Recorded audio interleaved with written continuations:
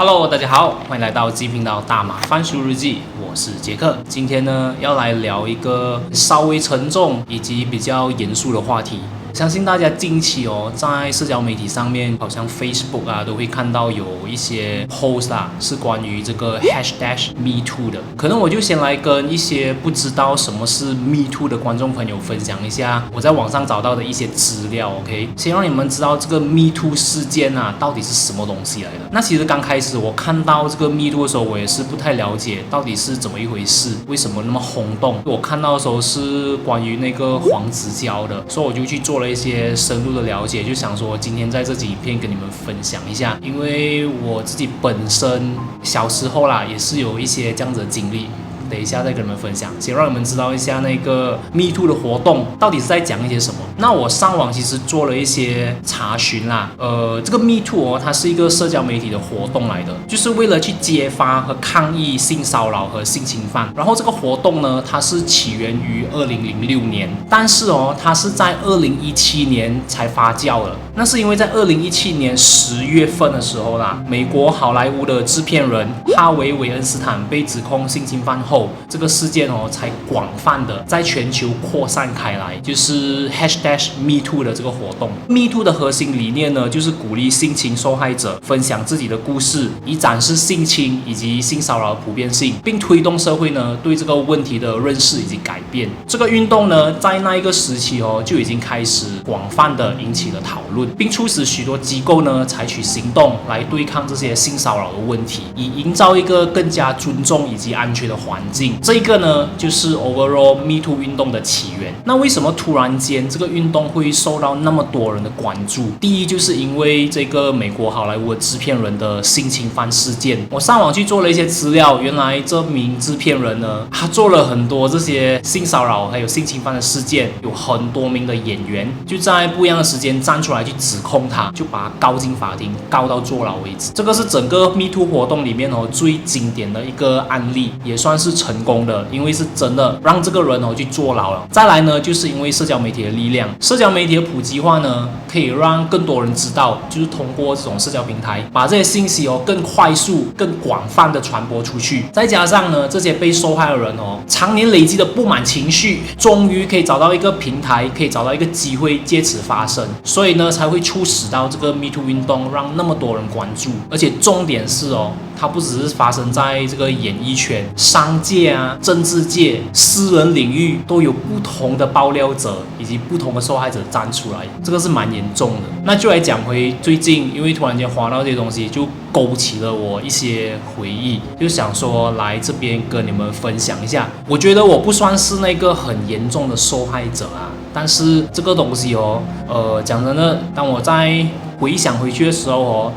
那个景象是历历在目的。虽然我没有受到身体上的伤害，那其实这个我觉得我的爸爸妈妈也不懂，因为我好像没有跟他们讲，就是在学校处理掉。现在就来跟你们分享一下我的故事吧。相信你们在社交媒体看到的黄子佼炎亚纶NONO 其实现在在发酵的是黑人陈建州的事件。当你们看到这个影片的时候，还有没有其他艺人被指控出来，我就不知道啦。但在我这个时期做这支影片的时候，是黑人陈建州的事件， but 我不会想要去讲他们的东西，因为这些在网络上面你们都可以看得到，可能就跟你们分享一下我的小小经历。首先呢，我给你们看一下这张照片，你们有没有找到哪一个是我？这个看到吗？这个就是我。当时的我是11岁。11岁是在什么年份？1999年，就是在我1999年的时候发生的，而且这件事情是发生在学校。接下来呢，给我们看这张照片，这个呢是我10岁的时候，也就是事件发生的1年前。我记得这个是年尾，我参加了一个制作灯笼比赛，然后拿到奖，然后我的朋友就帮我拍了一张照片，送给我，因为他的家是做这种照相馆的嘛。很凑巧的是，我竟然发现到我该看回去啦。事发前的1年前呢，我竟然跟这个加害者这个人看到吗？他站在这边，我们竟然合照了。无意间，虽然看不清楚他的脸这个就是这个加害者。那么事发经过呢，到底是怎样的？其实我记得那时候啦，我们在4年级的时候哦，原本啦每一个班级都会有2班而已，就是 M 班跟 K 班。就在5年级的时候，就把我们分到了第3班，就是他会把这2班里面抽出一些学生，我就读这间小学啦，他把它变成第3班，就所谓的 B 班，我就是那个其中一位被派到去 B 班的学生。就在5年级的时候呢，我不知道是年头还是年尾，我记得有一次啊，需要被这个黄副校长，对，他是副校长哦。这个男老师是副校长，他就被派到去我们班代课，而我是坐在前面一排的。我那时候我很清楚啊，他就讲这一节课是给你们自修，然后什么东西都不用做，但是呢，他就坐在我的正前方。我现在想回去，我是觉得有一点，跟我讲这个副校长啊，他是满头白发的，而且如果我没有猜错，我印象当中啊，他就结婚了的。OK， 然后他很凶，他每一次他都是拿着一根那么粗的藤条，然后那么长，所以我们每一个学生都还蛮怕他的，也看过他打人，就是直接这样子就烧他去哦。所以每个学生因为是副校长嘛，都会蛮怕他的。那时候我就坐在第一排，就是中间的那一排啦，而且他是坐在我前面的，那我们就全部自修。突然间呢，我没有做什么东西，那时候就是静静坐在那边哦，因为其实才1节课，半个小时就过了嘛。突然间呢，他就拿起他的藤条哦，对着小杰克的地方 ，OK， 就是我的裤裆那边啊，还是去戳，我不懂他戳什么啊。OK， 他就是一直去戳，就在那么近的距离哦，然后藤条还是去戳，这是我的裤裆，他就是戳，上下戳。我记得我那时候我是不知道要做什么啊，就是stand住哦，我就看一下我的旁边的同学好像都没有注意到，我也不懂要怎么去反抗，因为其实蛮怕他的，我就stand住，然后就一直给他不懂戳了多少分钟啊，然后他就停了过后，他就做别的事情，然后过后他就下课就走了。那么那时候呢，才11岁嘛，也就跟同学讲了这件事情，然后同学就讲，要不要就去跟老师讲一下，因为其实下一堂课哦，就是我的班主任，就是我们新的班主任，他叫做黄素芳老师啊，对，那时候他是刚转来我们的学校，我们刚分出来的这个第3班哦，就所谓的 B 班，就是他来接管的。因为可能是新老师的关系呢，他也非常的有责任心哦，素芳老师 ，OK， 其实我要这边跟他讲声谢谢啊，因为他很勇敢哦。我就记得在放学了过后，我就一个人跑到去他的面前，因为这里是那个桌子嘛，老师的桌子，我就跑过去跟他讲事发经过。发生了什么事情？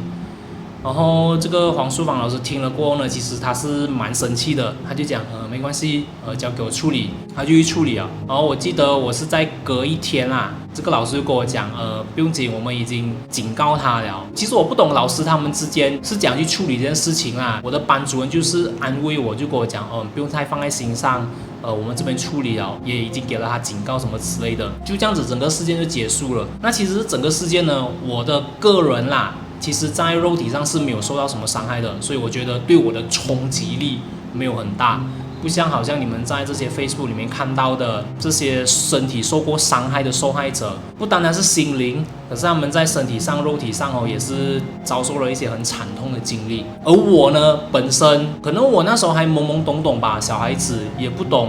他到底在做什么。可是我现在想回去作为一个为人师表啊，他这样子的行为真是有愧于当一位老师啊，还是副校长。那么其实对我的心理上也不算讲带来很大的一些伤害啊，只是我会回想的时候啊，就觉得他在做什么，那一个景象啊是历历在目的，我可以很清晰的去回想到这整个过程，它就是一个烙印，已经印在我的那个心灵深处里面了，你们知道吗？就整个过程是不太舒服的，因为真的很散，不懂他在做什么那个时候。可是现在想回去我现在是一个有孩子的父亲了嘛，我会想到不管是我的女儿，或者是如果我有儿子的话，被学校里面的老师做这种事情我真的会很愤怒为人师表，你们为什么要做这些东西？以上呢就是我的经历。再来给你们看多一张照片，这个是我6年级的时候，也就是事情发生1年过后 ，OK， 要毕业了嘛。然后我们整个学校的大合照，我是在这个角落 ，OK，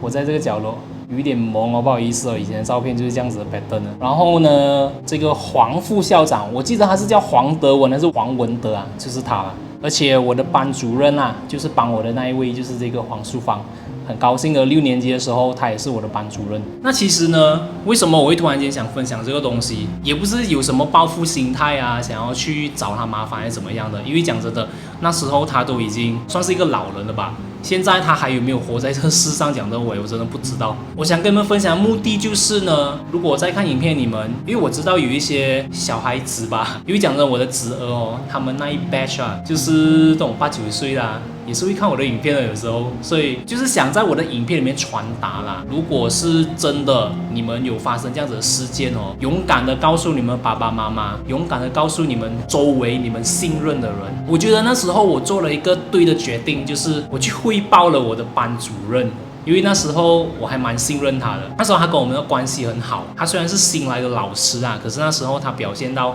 非常的关心我们，就是基于这个信任感我踏出那一步去跟他讲。反而我没有跟我的爸爸妈妈讲，我也不懂为什么会这样子。就是我想传达的东西不管你是在职场上、学校里面，或者是在任何地方 ，even 都有一些是在自己的家庭里面。如果是真的有遇到类似这种性骚扰的事件啊，都勇敢站出来。陌生人的举动，或者是你周围的人举动，对你做了一些让你觉得不舒服的事情，就要跟他们讲。如果当时真是讲不出来的话，就好像我当时我是 stun 的，我不懂要怎么去 respond 这个东西。过后你想回来的时候，你都要勇敢去跟人家讲。我想传达的就是这个而已，千万不要害怕。老实讲啊，如果不是因为这个 Me Too 活动我也不会去想到这件事情，因为它对我的那个伤害力其实没有很强。只是就想说，反正我现在有了这个一个小小的平台，我的影响力虽然不是很大，但是就想说可能可以做一些事情。虽然讲这件事情在我的心灵里面啊，它的冲击力不是非常的大，但是它真的是一个永远的记忆耶，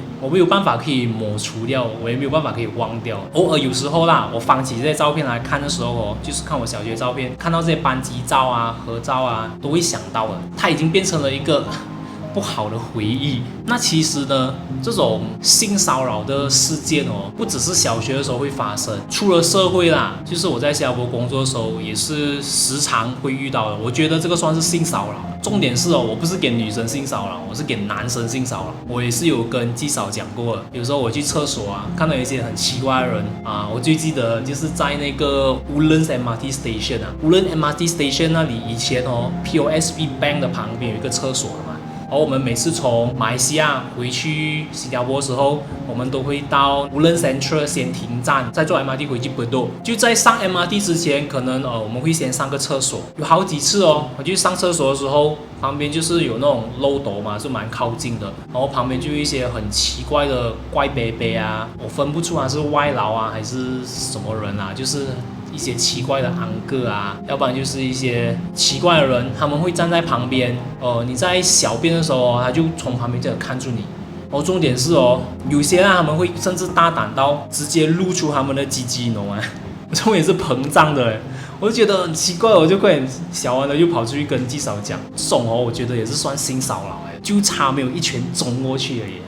可能我的那个心理素质比较强大吧，而不会觉得很受伤啊。可是我觉得这种东西可能应该要去举报他们的。OK， 好啦，我觉得今天影片就到这边啦。我只是纯粹要跟你们分享一下我看了这个 Me Too 运动事件过后的一些看法跟感想啦，还有就是我个人的一些经历。虽然我本身的经历那个冲击力没有很大，但是也是一个不可磨灭、非常不好的回忆。就想说，希望这些人真的是可以停止他们的行为。然后，如果你们真的是有遇到类似这样的情况，也要勇敢发声。可能你们可以在留言区分享，如果你们有一些被性骚扰的经验，跟大家分享一下，然后也可以跟大家讲一下你们是怎么去处理的，就大家做一个交流。最后就是，如果你们觉得这支影片不错的话，然后里面资讯有给到你们一些